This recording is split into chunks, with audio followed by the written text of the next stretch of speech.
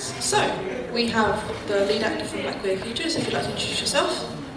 My name is Keith Odidika, and as you said, I was an actor in Black Queer Futures. So, straight away, my first question, I want to ask about the word queer. Now, I know a lot of people still have an issue with it. I personally still use it. It's one of those taking the word back to not have to have the negative connotations. Did you experience any issues with using the word queer within the film? No, I think I really identify with the word queer because I think it helps kind of explain and cover a lot of my identity without having to be overly specific. And I think right now there's so many, vocabulary is widely expanded, so there are a lot of words and names we use to describe ourselves. But also I think I find myself to constantly be in a state of discovery and rediscovery, and with sexual and gender identity and identity just in general, there's just a full spectrum. So I find it hard to kind of see myself just simply situated in a single label. I think so queer feels quite overarching and a good description for me. And the cast, were they entirely queer? Do you know if the director aimed to try and create a queer cast, or did it just so happen because you just know people? The director definitely aimed to have a queer cast. It was in the initial cast call out that I saw and responded to. Unfortunately, the kind of Black queer community, there is it can feel quite tightly knit in that you have connections to kind of community spaces. So I think they found it easy to find Black queer people that also kind of identified as queer. I wanted to bring up the idea of, stereotypes, because it is specifically a film with, like you said, Black queer actors. I wanted to point out mostly the men dancing at the end.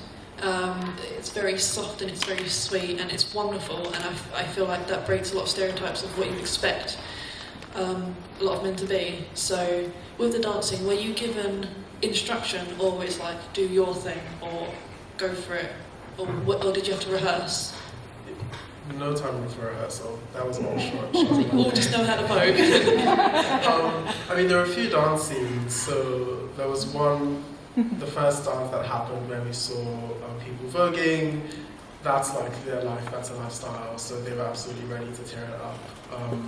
I think with the Black couple, they've been together for decades. So I think the softness for their dance was just very real. I think they were talking about, that reminding them of the first time that they met, the first time that they danced together. And for me, it was just such a very kind of real moment because there was absolutely no rehearsal again. And then the last bit when we all went and danced together, that was just very much, music was on, everyone do your thing, and we're gonna put the camera on, and it just happened to work. I think that's the best way to go for it. Just do your thing, and that's exactly what I needed to ask, because the two guys dancing, it felt too real for it to have been rehearsed. So, did you have any, backlash or any issues when creating this film, or when working on it? No, most of the film was in an enclosed space, so not out in the open, so there was really no room for anyone to give any backlash. But even the scene on the streets, I guess it wasn't very colourful rainbow queerness on London streets, but there was no sort of negative experience in also any stories that people posted while filming. I guess also surrounded by a very loving community, but no, there was nothing negative attached to the filming experience at all. Oh, that is wonderful. At what point did you become involved with the project? So did you find out about it? Did you already know the director? So I happened to know the director through their partner who I used to work with, but I had no idea they were making this film. And so last year, because I follow Vogue Rights, which is this ballroom group, and they'd posted a story on Instagram essentially saying that they had sponsored me for an actor, non-binary, black and queer, no acting experience needed, and I was like, oh, that's absolutely me. So I sent an email like with an experience of like talking about the 2 times that I acted on stage in secondary school and the headshot. And yeah, I got invited, and then when I got invited was when I was surprised to see that it was someone that I actually kind of knew, which made it kind of a more fun experience. I think, yeah, at the point that I was invited, they'd already kind of set up the whole crew. I did actually have to audition, which was a bit weird, making a video at home, but it came together quite well. Do we have any questions from the audience at the moment? Yes. Over there? Do you have a favourite moment from filming? Yes. My favourite moment actually was when they were voguing right in front of me, because I started like I guess being more engaged with ballroom in the summer of last year. Actually, this whole film is kind of like it was very close to my heart because it pretty much like summed up my experience and where I'm at currently. So being able to see these 2 people who I actually kind of idolize, just be able to kind of dance in front of me and like teach me some moves was a bit surreal, and I felt very fortunate to be able to have that experience with them. So that was definitely my favorite. A close second was, of course, the couple dancing. It was very heartwarming, but I mean also realistically quite sad. But that's more just because like I want what they have. So you know. You had a question up front? Where did you film it? Good question. It was somewhere in East London, maybe Dalston, maybe Hackney, like a studio that was set up, just getting very vague about this, a studio that was set up with like, we didn't change any of the settings, any of the background of the studio, and yeah, it was just a room in a studio space. Yeah. Undisclosed. I just cannot remember much more information than that. So how was it like? So this is your first film acting? Yes. You said no experience, so is this your first proper time, apart from school times? How was it?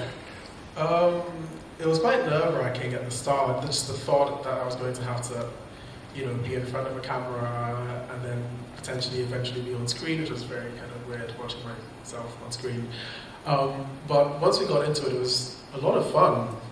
I think I really connected with the character because I'm also Nigerian, I'm also queer, I'm also like getting into like my black queer future, and the whole cast was just like very supportive and we were all comfortable around each other. So yeah, filming was an absolute joy. Do you have any more projects in the works? Not with filming. So you might have seen toward the end where in the poem they're talking about kind of finding joy and finding yourself in like things like fashion. That's actually where I have more of my work. So the clothes that I made that was seen toward the end were clothes that were shown on me were the clothes that I had made. So my future work is more, thank you. My future work is more with clothes making and design. Oh, that's amazing. Do we have any final questions to end on? Yes. Did you shoot it in order, or did you shoot it out of order? And how did you feel about the order? The first bit that was shot was me walking into that room. So everything that happened after that, walking in and stepping on the thing and seeing all the visuals, that bit was in order, but that was because we had to film that during the day for the light. Those that do videography know, I guess. We had to film that during the day for the lights, and so that whole scene captured in the room was filmed in order, and then all the bits outside, kind of walking through the streets, was filmed like a couple months later. Wonderful, thank you. Thank you very much for coming and supporting your film today. Yeah, thank you for having me.